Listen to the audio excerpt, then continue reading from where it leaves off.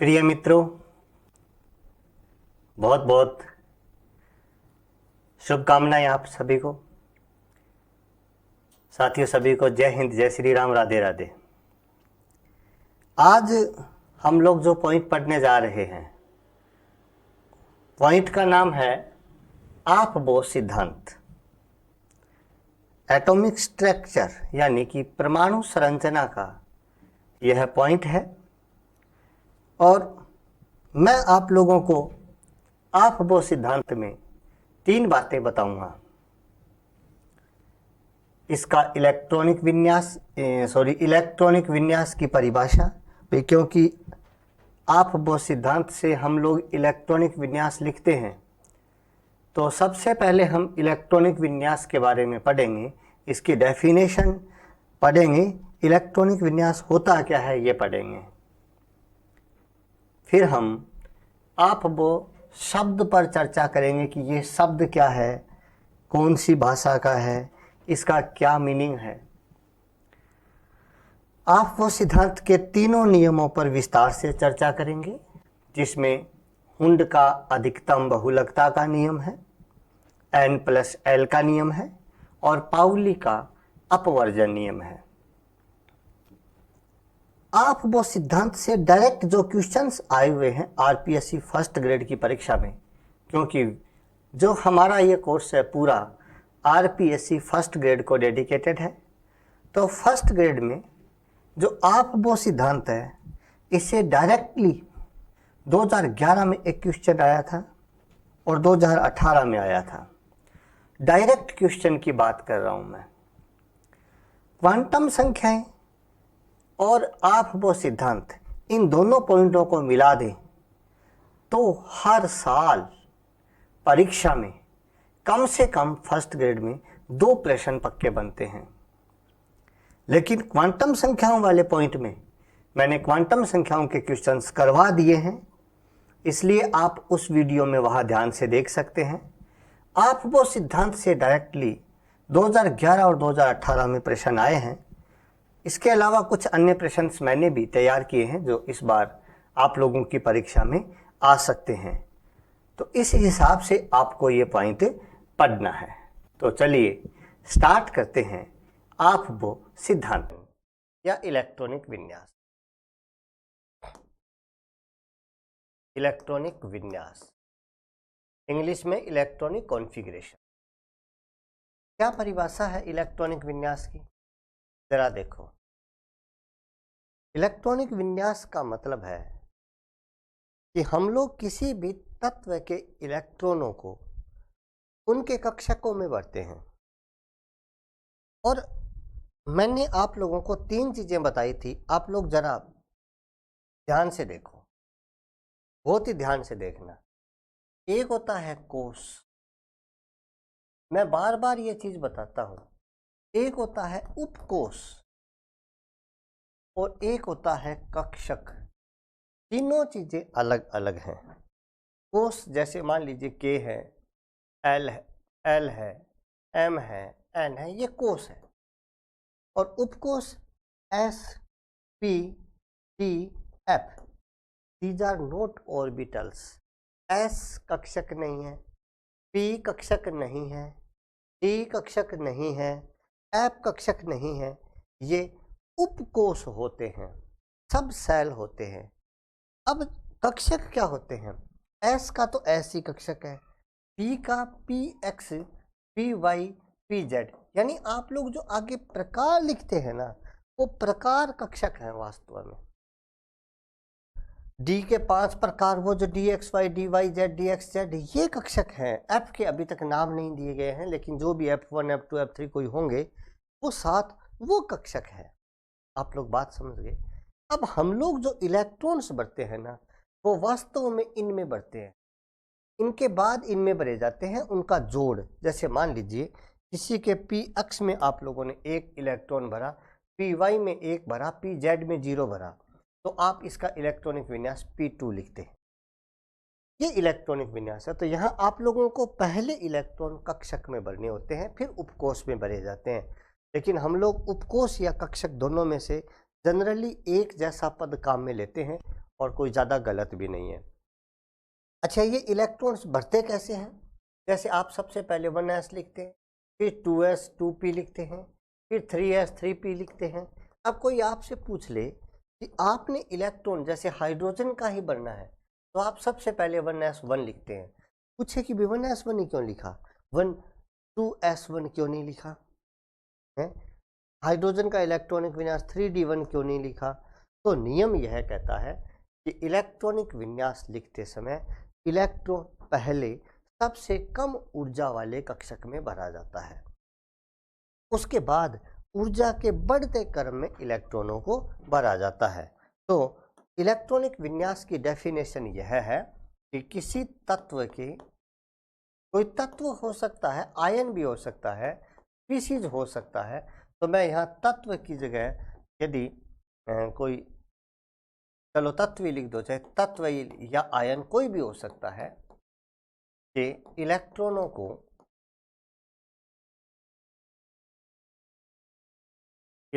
को ऊर्जा के बढ़ते क्रम में, ऊर्जा के बढ़ते क्रम में कक्षकों में बढ़ना इलेक्ट्रॉनिक विन्यास कहलाता है। कक्षकों में बढ़ना इलेक्ट्रॉनिक विन्यास कहलाता है। जरा बहुत ही सावधानी से एक बात सुनना। अब आप लोग जो 1s 2s 2p 3s 3p फिर 4s 3d ऐसे ऊर्जा के बढ़ते क्रम में कक्षकों को लिखते हैं, जो n+l के नियमानुसार लिखा जाता है। अब मैं आपको एक गजब की बात बताता हूँ, बहुत ही शानदार बात। मान लीजिए आपको क्वेश्चन ऐसे पूछा जाता है कि हाइड्रोजन परमाणु के लिए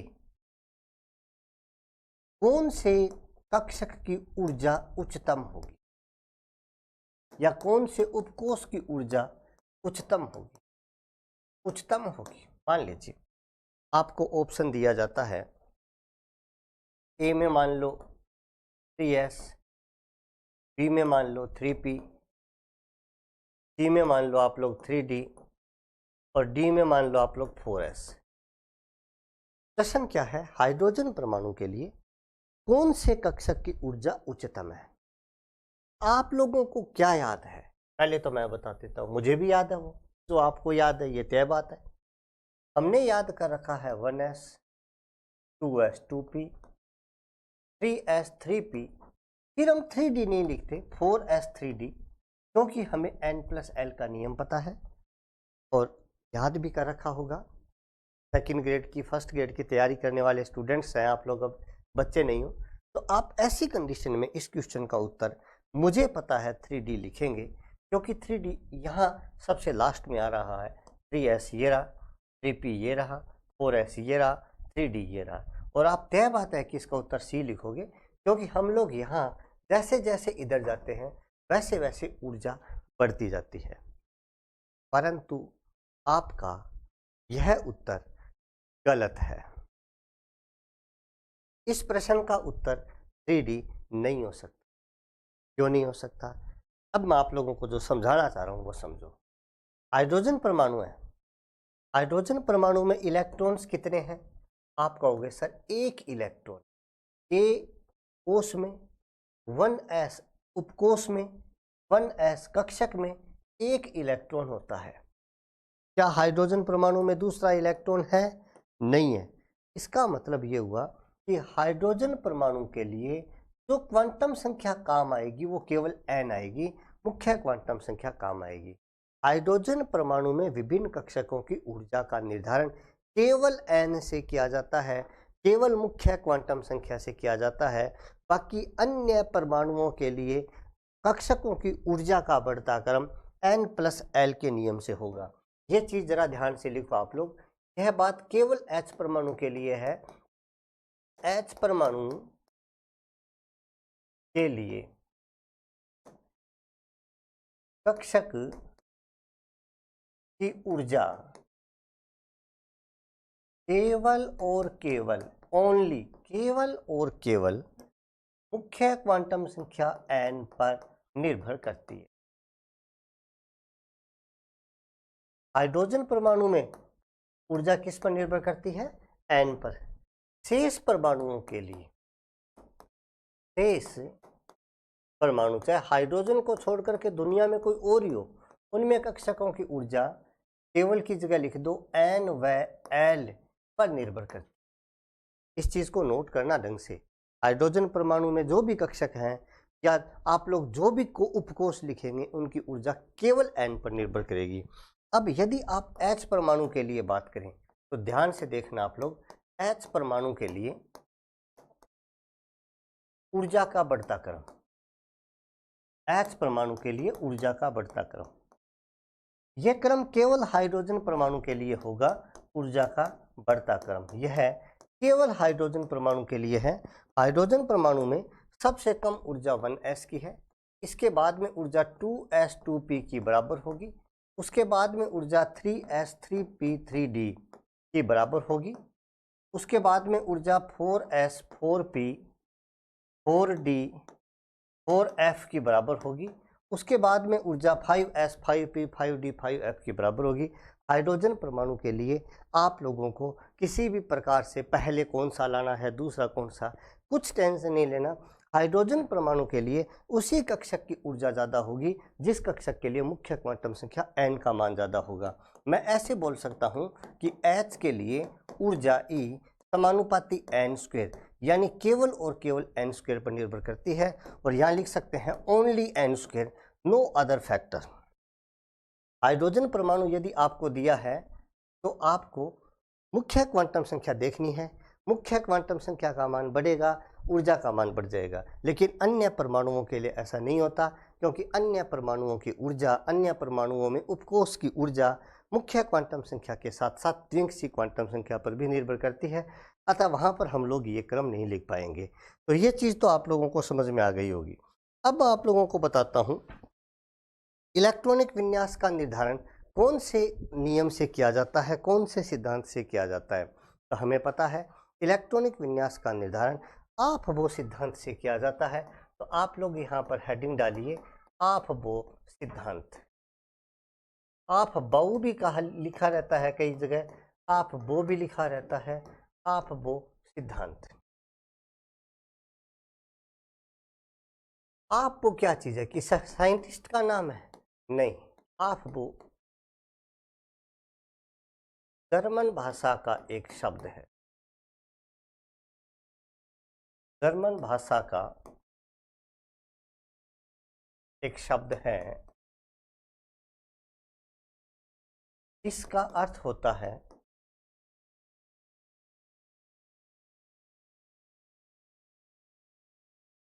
जिसका अर्थ होता है निर्माण करना, किसी चीज को बनाना या निर्माण करना। निर्माण करना आप वो एक जर्मन भाषा का शब्द है जिसका अर्थ है निर्माण करना। आप वो सिद्धांत से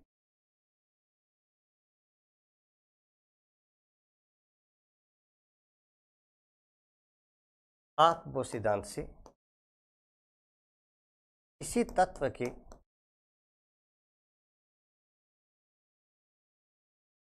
इलेक्ट्रॉनिक विन्यास का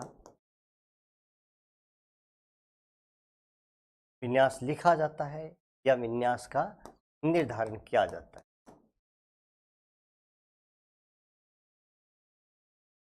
निर्धारण किया जाता है।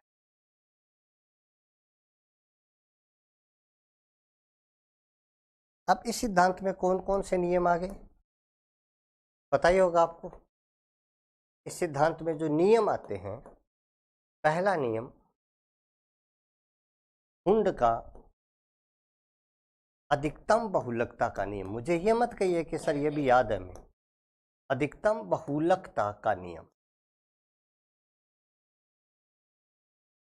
मैक्सिमम मल्टीप्लिसिटी का नियम।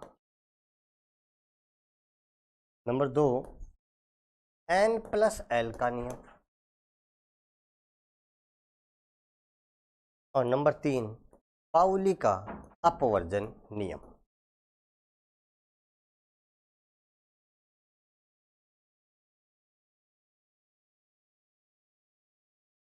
एक एक नियम आप लोगों को मैं बता रहा हूँ। पहला आता है हुंड का अधिकतम बहुलकता का नियम। हेडिंग डालिए, कैपिटल ए लिख दो यहाँ पर। हुंड का अधिकतम बहुलकता या बहुलता भी होगा कई जगह, मल्टीप्लिसिटी है ये, का नियम। हुंड का अधिकतम बहुलकता का नियम। कुछ बातें आप लोगों को ध्यान में रखनी है। पहली बात, ये बहुलता क्या चीज है? मल्टीप्लिसिटी या बहुलता क्या चीज होती है?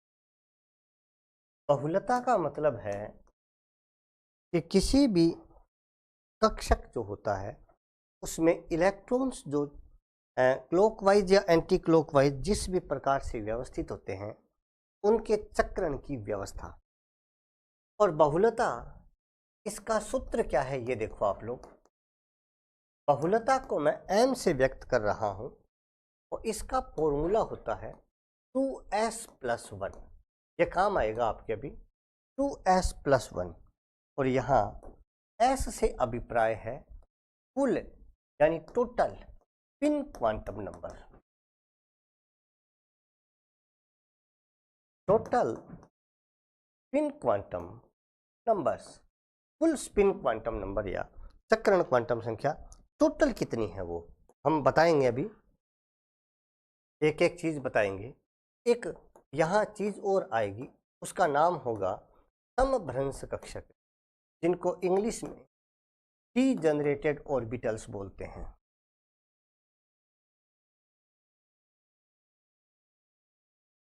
डीजनरेटेड ऑर्बिटल्स क्या होते हैं? समभ्रंश कक्षक। ऐसे कक्षक, वे कक्षक जिनकी ऊर्जा यानी एनर्जी समान होती है, बराबर होती है, वो समभ्रंश कक्षक कहलाते हैं। ऐसे कक्षक समभ्रंश कक्षक होते हैं जिनकी ऊर्जा का मान समान होता है। जैसे मान लो 2px है, 2py है, 2pz है, या 3dxy, 3dyz, 3dxz, ये ऐसे यानी जो एक जैसे हैं उनकी ऊर्जा समान हो, वो समभ्रंश कक्षक होते हैं। हुंड का अधिकतम बहुलकता का नियम क्या कहता है? हुंड का अधिकतम बहुलकता का नियम कहता है कि समभ्रंश कक्षकों में, समभ्रंश या ऐसे लिखो इस नियम के अनुसार, बड़े नोट्स भी बना रहे होंगे आप लोग साथ साथ। इस नियम के अनुसार, अकॉर्डिंग टू दिस रूल, समभ्रंश कक्षकों में, समभ्रंश कक्षकों में इलेक्ट्रॉन्स पहले अयुग्मित भरे जाते हैं, अयुग्मित भरे जाते हैं।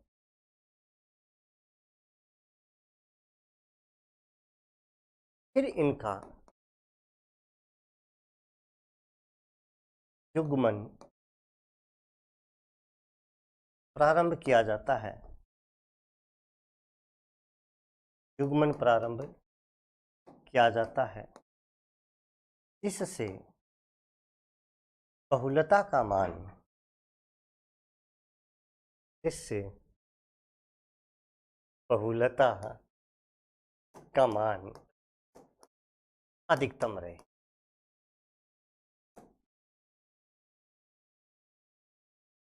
अधिकतम रहे। मैंने क्या लिखा है? सारे जानते हैं कि पहले, अब देखो क्या क्या चीज़ें आप लोगों को नई यहाँ सीख सकते हैं। पहली बात तो आप लोग सारे जानते हैं कि हुंड का नियम ये कहता है कि पहले हम अयुग्मित इलेक्ट्रॉन भरेंगे, उसके बाद उनका युग्मन शुरू करेंगे। लेकिन यह बात समभ्रंश कक्षकों के लिए होती है। ये बात बहुत कम जानते हैं स्टूडेंट। यानी समान ऊर्जा वाले कक्षकों के लिए ही ये बात लिखी जाएगी, बाकी के लिए नहीं लिखी जाएगी। नंबर 2 बात, जो समभ्रंश कक्षक होंगे उनमें इलेक्ट्रॉन्स पहले अयुग्मित फिर उनका युग्मन। ऐसा किया क्यों जाता है? ताकि इनमें बहुलता या मल्टीप्लिसिटी का मान मैक्सिमम रहे, ज़्यादा से ज़्यादा रहे। कैसे? मैं आपको एक एग्जाम्पल से बताता हूँ। मान लीजिए कोई इलेक्ट्रॉनिक विन्यास है P3 नाम का। P3 विन्यास की मल्टीप्लिसिटी या बहुलकता निकालना। ठीक है, ध्यान से।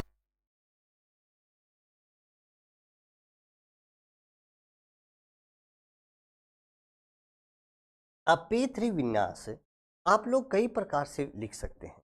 जैसे, ध्यान से देखना, मैं 2 प्रकार से लिख रहा हूं। P3 विन्यास 2 प्रकार से लिख रहा हूं और उसकी बहुलकता आप लोगों को निकाल के बता रहा हूं।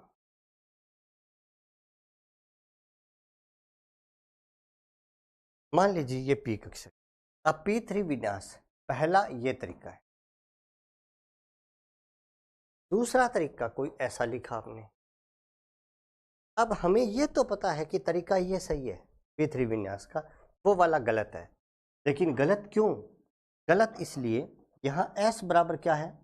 S1 plus S2 plus S3 plus dot dot.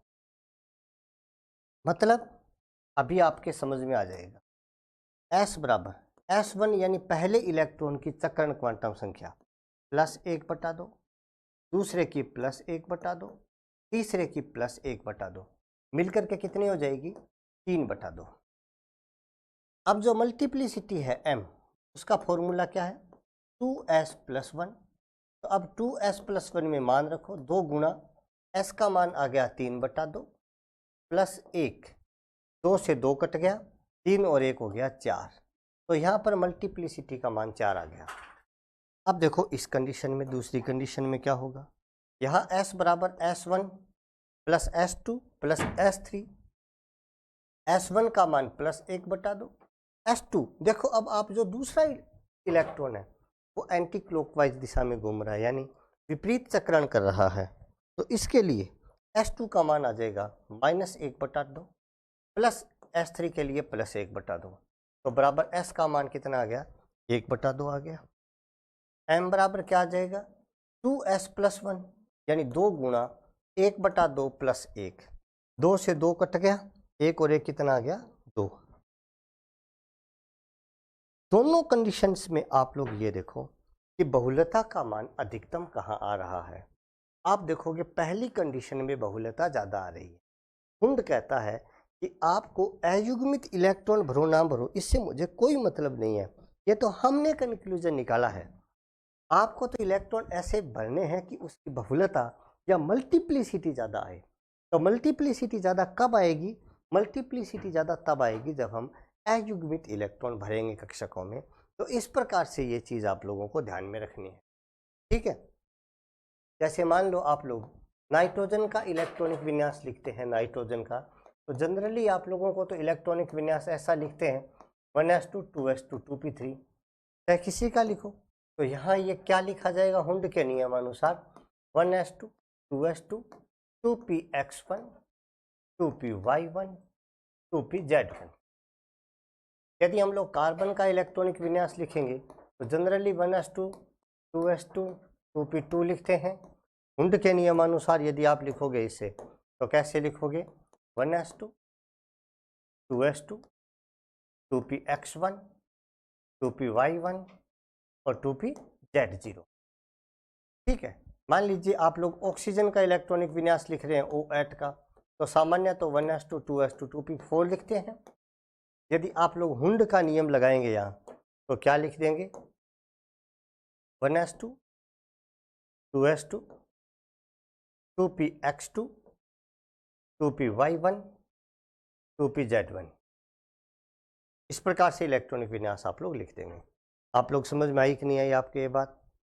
समझ में आ गई आपके बढ़िया तरीके से। कुंड का अधिकतम बहुलकता का नियम ये चीज़ थी। तो यहाँ पर आप लोगों को, मुझे पता है, एक बहुलता समझ में आई होगी, अधिकतम बहुलता कैसे निकालेंगे ये समझ में आई होगी, और इसका अभिप्राय आप लोगों को अच्छे से समझ में आया होगा। ये हुंड का अधिकतम बहुलकता का नियम था। क्लियर। अब आता है दूसरा n प्लस एल का नियम। ध्यान रखना, n प्लस एल का नियम, n प्लस एल का नियम, दो बातें तो यहाँ पहले ही लिख लो आप लोग। यहाँ n क्या चीज़ है, यहाँ n मुख्य क्वांटम संख्या है, एक नंबर बात। यहाँ n क्या चीज़ है, n प्रिंसिपल क्वांटम नंबर या मुख्य क्वांटम संख्या है। l क्या चीज़ है, l विंग सी क्वांटम संख्या है। l बराबर कौन सी क्वांटम संख्या है, विंग सी यानी एजीमुथल क्वांटम नंबर है। तीसरी बात, यह नियम H परमाणु पर लागू नहीं होता। यह नियम H परमाणु पर लागू ही नहीं होता। क्यों? क्योंकि H परमाणु में कक्षकों की ऊर्जा का निर्धारण केवल और केवल मुख्य क्वांटम संख्या n से किया जाता है। उसके लिए L का कोई योगदान होता ही नहीं है, इसलिए L का मान H परमाणु के लिए मायने नहीं रखेगा ऊर्जा निर्धारण में। ये नियम क्या कहता है? अब मुझे पता है आपको और तो सारी चीज़ें आती थी, लेकिन ये बात हो सकता है जो बच्चा सेकंड ग्रेड या फर्स्ट ग्रेड की तैयारी कर रहा है उसको ये बात शायद जानकारी में ना हो। n प्लस एल का नियम क्या कहता है कि यदि n प्लस एल का मान, तो उतार आ ले थोड़ा सा, यदि n प्लस एल का मान किसी कक्षक के लिए ज्यादा हो तो उसकी ऊर्जा ज्यादा होगी।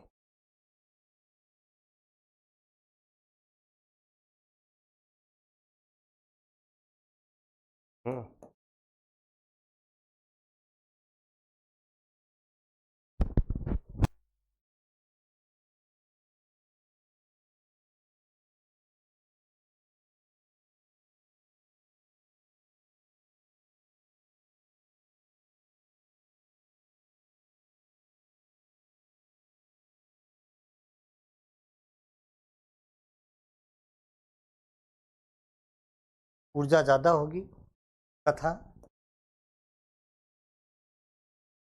इलेक्ट्रॉन पहले उस कक्षक में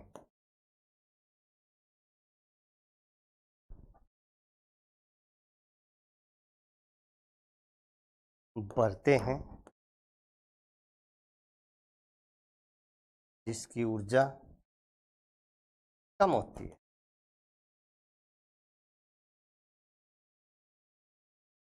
यानी आप लोगों को क्या करना है, n और l इन दोनों के मानों को जोड़ देना है।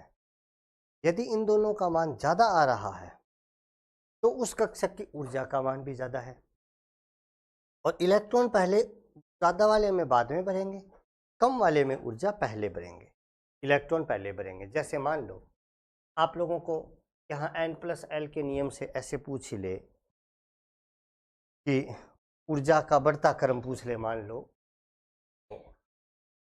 3D हो गया, या एक चीज़ और लिखो पहले इसके साथ साथ। नंबर 3 बात, दो कक्षकों के लिए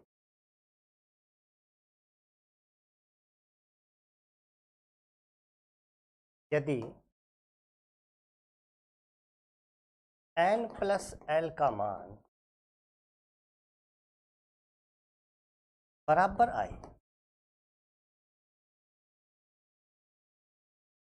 तो उस कक्षक की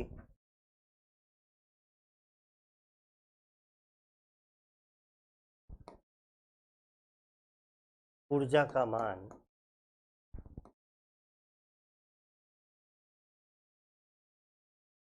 कम होगा इसके लिए n का मान कम हो।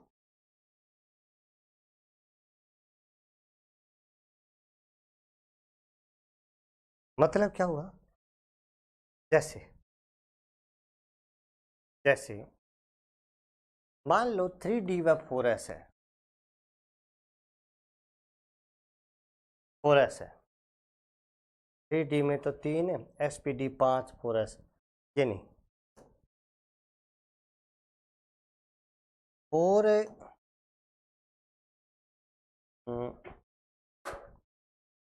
3D तो 3 SPD 2 5 हो गया। और कोई कक्षक लो, जैसे आप लोग लिखो 4s व 3p लो, अब आएगा 3p के लिए, ये दो कक्षक है जैसे। अब आपको क्या देखना है, इनमें से ऊर्जा कम किसकी है। अब 4s कक्षक के लिए क्या है, इस कक्षक का विश्लेषण करो। n का मान तो 4 है, l का मान s कक्षक के लिए 0 होता है, n प्लस l कितना आ जाएगा, n प्लस l आ जाएगा 4। 4p कक्षक के लिए n का मान 3 है, l का मान sp 0 1 है, n प्लस l का मान कितना आ जाएगा, 4 आ जाएगा। इसका मतलब n प्लस l का मान तो दोनों के लिए बराबर आ रहा है। n का मान कम किसके लिए है, आप देखोगे कि n का मान कम 3p के लिए है, तो 3p की ऊर्जा कम होगी।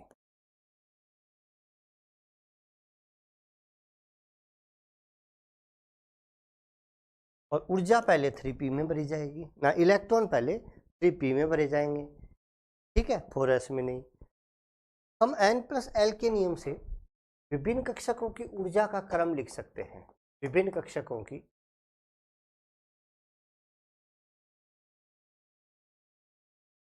ऊर्जा का क्रम, मैं कई प्रकार के कक्षक लिख रहा हूं। जैसे मान लो नंबर 1 यहाँ लिख दिया 4f 3d 4p है ना, और 4s 6p और 4d। अब ये पूछ लिया कि इनकी ऊर्जा का सही क्रम कौन सा है, या एक और लिख देते हैं, मान लीजिए 4s 4p 4f 4d 3d, इन कक्षकों में पूछ लिया। इन दो के उदाहरणों से आप लोगों को सारी बातें समझ में आ जाएगी। चलो देखो भी, यहाँ n प्लस l करते जाओ, 4 प्लस n प्लस l यानी SPDF। l के मान भूलो मत, l कैसे निकालते हैं, ऐसे निकालते हैं 1 2 3 4 ना, सॉरी 0 1 2 3 0 1 2 3, बस ये l के मान है। अब यहाँ 4 है, f के लिए l का मान 3 है, 4 और 3 आ गया 7, ठीक है। 3d में 3 प्लस 2 बराबर आ गया 5, 4p में 4 प्लस p के लिए 1 आ गया 5, 4s में 4 प्लस 0 बराबर 4, 6p में 6 प्लस p के लिए मान 1 बराबर 7, 4d में 4 प्लस 2 बराबर 6। अब देखो सबसे पहली बात तो n प्लस l का मान सबसे कम कहाँ है, तो n प्लस l का मान सबसे कम आ रहा है 4s का, तो 4s की ऊर्जा तो इनमें सबसे कम हो जाएगी, 4s की ऊर्जा सबसे कम 4, ये क्लियर हो गया। अब देखो 5 और 5 के 2 हैं, 3d और 4p, इनके लिए n प्लस l का मान 5 है, तो इनकी ऊर्जा, अब ऊर्जा कम उसकी होगी जिसके लिए n का मान कम होगा। n का मान 3d के लिए कम है, तो ये 3d आ जाएगा, फिर 4p आ जाएगा, ये 2 क्लियर। 5 5 के बाद में 6 1 के लिए आ रहा है, तो 4d के लिए आ गया 6। अब 7 आ रहा है 6p के लिए, और 4f के लिए 7 आ रहा है, तो जो n का मान कम किसके लिए है, 4f में 4 कम है, तो 4f आ जाएगा, और सबसे लास्ट में 6p आ जाएगा। समझे हो कि नहीं समझे, नहीं समझे तो यहाँ देख लो आप लोग, यहाँ देखो आप 4 प्लस 0 बराबर 4, 4p में 4 प्लस p के लिए 1 बराबर 5, और F में 4 प्लस F के लिए 3, 4 3 7, और D में 4 प्लस 2 बराबर 6, 3D में 3 प्लस 2 बराबर 6। अब देखो आप लोग, सबसे कम मान किसके लिए आ रहा है, तो 4 आ रहा है सबसे कम। 4s की ऊर्जा सबसे कम होगी, 4p की ऊर्जा इससे कम हो जाएगी, 4p 5, फिर 6 2 के लिए आ रहा है, 2 के लिए आ रहा है, तो अब ऊर्जा बराबर तो होगी नहीं, 3d की ऊर्जा कम हो जाएगी क्योंकि इसके लिए n का मान कम है, फिर 4d हो जाएगा और सबसे लास्ट में 4f हो जाएगा। तो आप लोगों को क्या काम करना है, ऊर्जा कम उसकी होगी जिसके लिए n प्लस एल का मान कम होगा, और n प्लस एल का मान यदि बराबर आए तो ऊर्जा कम उसकी होगी जिसके लिए n का मान कम होगा। एक साधारण सा, बहुत ही आसान सा कंसेप्ट है, बहुत ज़्यादा टफ है नहीं। तीसरा जो नियम आता है वो आता है पाउली का अपवर्जन नियम। पाउली का अपवर्जन नियम, अपवर्जन नियम। मैं पहले आपको पाउली के अपवर्जन नियम से संबंधित एक दो बात बता देता हूँ। एक नंबर बात, जो वैज्ञानिक है पाउली, इन्होंने किसी कोष में मैक्सिमम इलेक्ट्रॉन्स के लिए फॉर्मूला दिया था। कोष में maximum electrons is equal to 2n²। यह फॉर्मूला वैज्ञानिक पाउली के द्वारा दिया गया है, इस फॉर्मूले को आप लोग याद रखेंगे। 2 नंबर बात, ये जो नियम है पाउली का अपवर्जन नियम क्या है, कि किन्हीं 2 इलेक्ट्रॉनों की, दुनिया के कोई भी 2 इलेक्ट्रॉन हो, किन्हीं 2 इलेक्ट्रॉनों की चारों क्वांटम संख्याओं के मान कभी भी बराबर नहीं हो सकता। किन्हीं 2 इलेक्ट्रॉनों की चारों क्वांटम संख्याओं के मान, क्वांटम संख्याओं के मान कभी भी बराबर नहीं हो सकते, कभी भी बराबर नहीं हो सकते। आप ऐसे कह सकते हैं कि किन्हीं 2 इलेक्ट्रॉनों की, किन्हीं 2 इलेक्ट्रॉन्स की अधिकतम, मैक्सिमम, अधिकतम 3 क्वांटम संख्याएं बराबर हो सकती हैं। 3 क्वांटम संख्याएं बराबर हो सकती है। यानी कोई भी 2 इलेक्ट्रॉन है दुनिया के, कोई भी, चाहे वो एक कक्षक में है, चाहे वो अलग अलग कक्षकों में है, इन कक्षकों में जो इलेक्ट्रॉन्स हैं उनकी चारों क्वांटम संख्याओं के मान कभी भी बराबर नहीं हो सकते। ज़्यादा से ज़्यादा कोशिश करें तो 3 क्वांटम संख्याएं बराबर हो सकती हैं 2 इलेक्ट्रॉनों के लिए, और वो भी तब होती हैं जब दोनों के दोनों इलेक्ट्रॉन किसी एक ही कक्षक में उपस्थित हों, किसी एक ही उपकोष में नहीं, किसी एक ही कक्षक में उपस्थित हों, तो ऐसा संभव है कि 3 क्वांटम संख्याओं के मान अधिकतम बराबर हों, वरना नहीं हो सकता। मैं आप लोगों को एग्जाम्पल्स से इसको समझा रहा हूं और इसकी आगे की बातें भी बताऊंगा। उदाहरण देखो आप लोग, उदाहरण एग्जाम्पल्स नंबर फर्स्ट एग्जाम्पल, जैसे मान लो 4s कक्षक है और 4s कक्षक है, ऐसे ये 4s, और इसमें ये 2 इलेक्ट्रॉन्स हैं, ये 2 इलेक्ट्रॉन। पहले इन 2 इलेक्ट्रॉन्स के बारे में सोचो।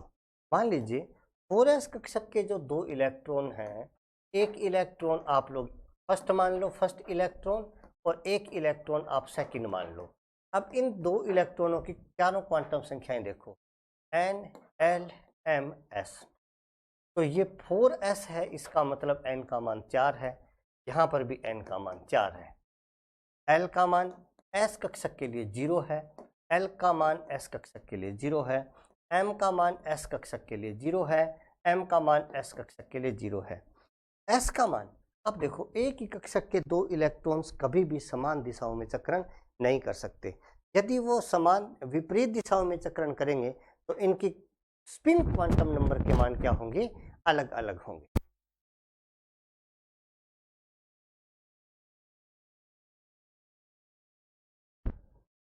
तो अब देखो आप लोग, s का मान क्या होगा, यदि पहला इलेक्ट्रॉन क्लॉकवाइज दिशा में घूम रहा है तो दूसरा इलेक्ट्रॉन एंटी क्लॉकवाइज दिशा में घूमेगा। इसका मतलब 3 क्वांटम संख्याएं तो बराबर हो गई, लेकिन चौथी क्वांटम संख्या बराबर नहीं हुई।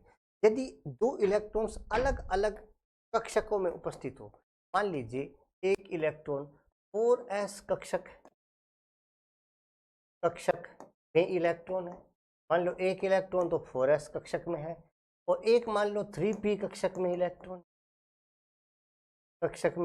तो अब देख लेते हैं कक्षक में इलेक्ट्रॉन। अब देखो यहाँ 4s है तो n का मान 4 हो गया, l का मान 0 हो गया, m का मान 0 हो गया, s का मान चाहे +1/2 लिखो चाहे -1/2 लिखो, आप पर डिपेंड करता है।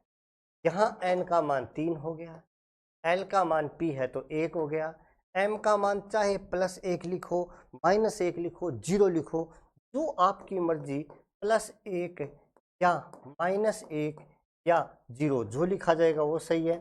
s बराबर चाहे +1/2 लिखो चाहे -1/2 लिखो, कुछ भी लिखो, लेकिन n का मान असमान हो गया, यहाँ 4 है यहाँ 3 है। तो किन्हीं भी 2 इलेक्ट्रॉनों की चारों क्वांटम संख्याओं के मान कभी भी बराबर नहीं हो सकते। यह पाउली का अपवर्जन नियम है। पाउली के अपवर्जन नियम में आप लोगों ने ये बातें सीखी। अब इसके लास्ट बात सुनो आप लोग, नंबर 3, यह नियम यानी पाउली का अपवर्जन नियम, यह नियम किसी कक्षक में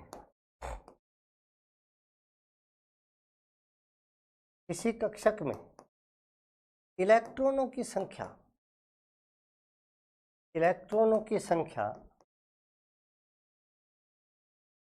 को नियंत्रित करता है।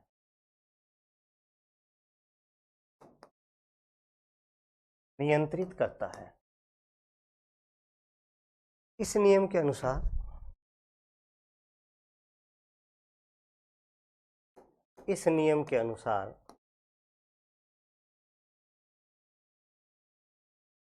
किसी कक्षक में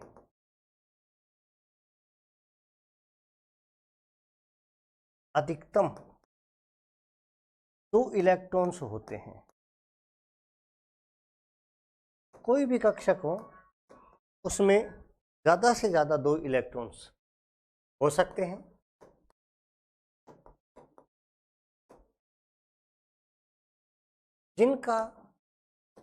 जिनके जो स्पिन है, जो चक्रण है, या जिनका जो परचक्रण है, स्पिन विपरीत होते हैं। मैं कुछ बात यहाँ समझा देता हूँ आपको। पाउली का अपवर्जन नियम जो है ये कहता है कि किसी भी कक्षक में ज़्यादा से ज़्यादा दो इलेक्ट्रॉन्स हो सकते हैं। 2 से तीसरा इलेक्ट्रॉन किसी भी कक्षक में नहीं हो सकता। उपकोष की बात नहीं हो रही है, कक्षक की बात हो रही है। देखो, मैं कई बार एक चीज़ समझाता हूँ। जैसे मान लीजिए ये KLMN ये कोष है, ठीक है। यहाँ n का मान 1 है, 2 है, 3 है, 4 है, ये n के मान है। अब यहाँ उपकोष लिखते हैं हम लोग, उपकोष। तो यहाँ उपकोष आएगा S, SP, SPD और SPDF, यानी यहाँ 1 2 3 4। हम लोगों ने ये लिखा कि किसी भी कोष में उपकोष कितने होते हैं, तो कोष में उपकोष कितने होते हैं, n होते हैं, n के बराबर। अच्छा, अब इसमें कक्षक कितने होंगे, तो कक्षक यहाँ तो एक ही होगा, लेकिन यहाँ एक ऐसा 3p है 4 हो गए, या एक ऐसा 3p है 5d है 9 हो गए, एक ऐसा 3p है 5d है 7f हो गए, 16 हो गए। तो यहाँ जो उपकोष है या कोष है, कोष में कक्षकों की संख्या बराबर n² हो गई। कक्षक कितने आ गए, n²। देखो, 1 का स्क्वायर 1, 2 का स्क्वायर 4, 3 का स्क्वायर 9 और 4 का स्क्वायर 16। इसका मतलब किसी भी कोष में कक्षकों की संख्या n² है। अब आपको ये पता चल गया कि कक्षक कितने हैं, कक्षकों की संख्या कितनी है, n² है। एक कक्षक में इलेक्ट्रॉन कितने आते हैं, 2। तो एक कक्षक में यदि 2 इलेक्ट्रॉन आएंगे तो कुल इलेक्ट्रॉनों की संख्या 2n² हो जाएगी। तो पाउली के अपवर्जन नियम से 2n² का फॉर्मूला दिया गया था। यह नियम किसी भी कक्षक में इलेक्ट्रॉनों की संख्या को नियंत्रित करता है। पाउली का अपवर्जन नियम में बताता है कि किसी भी कक्षक में ज़्यादा से ज़्यादा 2 इलेक्ट्रॉन हो सकते हैं, लेकिन दोनों के चक्रण जो होंगे वो विपरीत होंगे। यह था साथियों पाउली का अपवर्जन नियम। अब आप लोगों ने पूरा आप-वो सिद्धांत पढ़ लिया। आप-वो सिद्धांत में आप लोगों ने इलेक्ट्रॉनिक विन्यास की परिभाषा को भी पढ़ लिया, तरीके से पढ़ लिया, तीनों नियमों को भी पढ़ लिया। अब हम इसके प्रश्नों पर चर्चा करते हैं। जैसा कि मैंने पहले आपको बताया था कि एक प्रश्न तो 2011 की भर्ती में आया हुआ है। प्रश्न देखो, निम्न में से किस परमाणु क्रमांक वाले तत्व में अयुग्मित इलेक्ट्रॉनों की संख्या न्यूनतम है? एक इन शब्दों पे ध्यान देख लेना, न्यूनतम है, आप अधिकतम मत पढ़ लेना। तो सबसे कम अयुग्मित इलेक्ट्रॉन्स यानी कि अनपेयर्ड इलेक्ट्रॉन्स, तो प्रश्न ये पूछ रहा है मिनिमम अनपेयर्ड इलेक्ट्रॉन्स किस में होंगे? तो 6 वाले में कितने होंगे? आप इलेक्ट्रॉनिक विन्यास देख सकते हो। 6 का मतलब ये कार्बन है तो 2s2 2p2 हो जाएगा, तो इसमें तो 2 इलेक्ट्रॉन हो गए अयुग्मित। 7 वाले में कितने हो जाएंगे? 2s2 2p3, इसमें अयुग्मित इलेक्ट्रॉन 3 हो जाएंगे। 8 वाले में कितने हो जाएंगे? 2s2 2p4, इसमें अयुग्मित इलेक्ट्रॉनों की संख्या 2 हो जाएगी। 9 वाले में कितने हो जाएंगे? 2s2 2p5, इसमें अयुग्मित इलेक्ट्रॉन 1 हो जाएगा। भाई पी में ही तो है ना? तो 3 अयुग्मित इलेक्ट्रॉन मिनिमम किस में है? 9 वाले में है, तो इसका ऑप्शन डी हो जाएगा 9। अगला क्वेश्चन देखो, स्कूल लेक्चरर 2018 में प्रश्न आया, किसी परमाणु में उपस्थित 2 इलेक्ट्रॉनों की चारों क्वांटम संख्याएं एक समान नहीं हो सकती। यह कथन निम्नलिखित में से किसका है? तो चारों क्वांटम संख्याएं बराबर नहीं हो सकती, यह कथन n+l के नियम का है, या आफबो के नियम का है, या हुंड का अधिकतम बहुलकता का नियम है, या पाउली अपवर्जन सिद्धांत है? तो आप लोगों को पता है पाउली ने यह बात बताई थी। तो पाउली का अपवर्जन का सिद्धांत कहता है कि चारों क्वांटम संख्याएं कभी भी बराबर नहीं हो सकती। नेक्स्ट क्वेश्चन, हुंड का अधिकतम बहुलकता का नियम लागू नहीं होता। 4 परमाणु दिए गए हैं और आपको यह पूछा गया है कि हुंड का अधिकतम बहुलकता का नियम इन चारों में से कौन सा सेट है जिनमें सभी पर हुंड का नियम लागू नहीं होगा? तो हुंड का नियम समभ्रंश कक्षकों के लिए लागू होगा। तो आप लोगों को मैं बता दूं, जैसे हाइड्रोजन है, इसमें 1s1 इलेक्ट्रॉनिक विन्यास है, हुंड का नियम इस पर लागू नहीं होता क्योंकि एक ही कक्षक है। हीलियम है, 1s2 इलेक्ट्रॉनिक विन्यास है, इस पर भी हुंड का नियम लागू नहीं होता। लिथियम है, इसमें 1s2 2s1, इसमें भी हुंड का नियम लागू नहीं होता क्योंकि समभ्रंश कक्षक ही एक एक है। बेरिलियम 1s2 2s2, इस पर भी हुंड का नियम लागू नहीं होता। बोरोन 1s2 2s2 2p1, इस पर भी हुंड का नियम लागू नहीं होता। क्यों नहीं होता? p में एक इलेक्ट्रॉन है।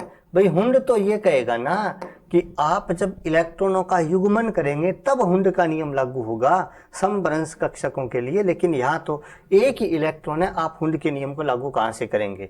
हुंड का नियम कार्बन से लागू होना प्रारंभ होता है क्योंकि कार्बन के p में 2 इलेक्ट्रॉन आएंगे।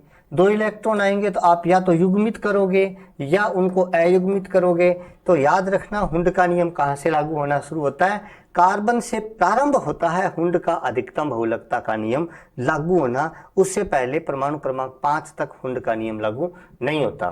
तो इसमें देखो नाइट्रोजन पर लागू होता है, कार्बन पर लागू होता है, कार्बन और नाइट्रोजन दोनों पर लागू होता है। हाइड्रोजन, हीलियम, लिथियम और बेरिलियम पर हुंड का अधिकतम बहुलकता का नियम लागू नहीं होता।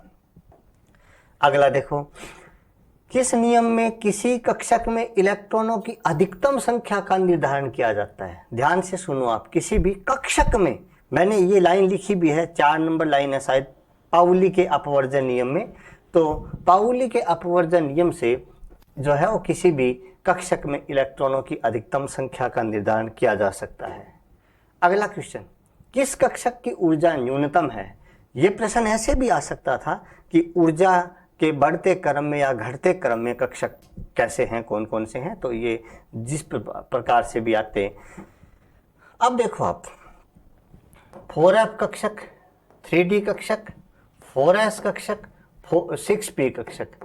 आपको ऊर्जा के लिए क्या करना चाहिए, n प्लस एल का मान निकालना चाहिए। तो यहाँ पर तो आएगा 4 प्लस SPDF3, यहाँ पर आ जाएगा 7n प्लस एल, यहाँ कितना आ जाएगा 3 प्लस 2 बराबर 5n प्लस एल, यहाँ 4 प्लस 0 बराबर 4n प्लस एल, 6 प्लस 1 बराबर 7n प्लस एल। प्रश्न ये पूछ रहा है ऊर्जा न्यूनतम किसकी है, तो ऊर्जा न्यूनतम 4s कक्षक की ऊर्जा न्यूनतम है। ये प्रश्न ऐसे भी आ सकता था कि ऊर्जा के बढ़ते क्रम में लिखो, तो 4s कक्षक की ऊर्जा सबसे कम हो जाती, इसके बाद 3d की हो जाती, उसके बाद में ये दो कक्षक ऐसे हैं जिनकी n प्लस एल बराबर आ रहा है। तो मैंने बताया था कि ऐसी स्थिति में उस कक्षक की ऊर्जा कम होगी जिसके n का मान कम होगा, तो n का मान 4f के लिए कम है, इसके बाद में 6p होगा। ये यदि ऊर्जा का बढ़ता क्रम आए तो इस प्रकार से आ सकता है। समझ गए आप लोग बात। तो हम जो पॉइंट पढ़े हैं उन्हीं के प्रश्न ये हैं। आप वो शब्द कौन सी भाषा का है, तो यहाँ ग्रीक और जर्मन में कंफ्यूज नहीं होना है। आप वो शब्द जर्मन भाषा का शब्द है जिसका अर्थ होता है निर्माण करना, बनाना। इलेक्ट्रॉन पहले उस कक्षा में प्रवेश करेगा जिसके लिए n प्लस एल का मान न्यूनतम हो, यह प्रतिपादित करता है। तो n प्लस एल का मान कम होगा, इसके लिए कौन सा नियम लागू होगा? क्या हुंड का नियम? हुंड के नियम में n प्लस एल नहीं आएगा, हाइजेनबर्ग के नियम में नहीं आएगा, पाउली के नियम में नहीं आएगा। इसका उत्तर होगा आपबो सिद्धांत। आपबो सिद्धांत में ही n प्लस एल का नियम समाया हुआ है, इसलिए आप लोग इस प्रश्न का उत्तर करना आपबो सिद्धांत। नाइट्रोजन में 3 अयुग्मित इलेक्ट्रॉनों की उपस्थिति का स्पष्टीकरण दिया जा सकता है। नाइट्रोजन में 3 अयुग्मित इलेक्ट्रॉन होते हैं। नाइट्रोजन में अयुग्मित इलेक्ट्रॉनों की संख्या कम ज़्यादा भी हो सकती थी यदि हम थोड़ा माइंड लगाएं तो। कैसे? हम नाइट्रोजन में 3 ऐसे इलेक्ट्रॉन भरते हैं, हम नाइट्रोजन में 3 इलेक्ट्रॉन ऐसे भी तो भर सकते थे ना, तब अयुग्मित इलेक्ट्रॉन एक हो जाता। लेकिन हुंड का नियम कहता है कि आपको इलेक्ट्रॉन पहले ऐसे भरना है, तो इसका ऑप्शन हो जाएगा बी, हुंड का अधिकतम बहुलकता का नियम। तो ये थे साथियों आपबो सिद्धांत के प्रश्न। इसी प्रकार से हम लोग अगले पॉइंट में हम प्रश्नों को करेंगे और समझेंगे। यदि फिर भी कोई प्रश्न हो, कोई समस्या हो या कोई भी पॉइंट आपको कम समझ में आया हो, तो आप मेरे व्यक्तिगत नंबर जो 2 पट्टी में चल रहे हैं उनमें से किसी पर आप व्हाट्सएप करके अपनी समस्या का समाधान पा सकते हैं। धन्यवाद। जय हिंद।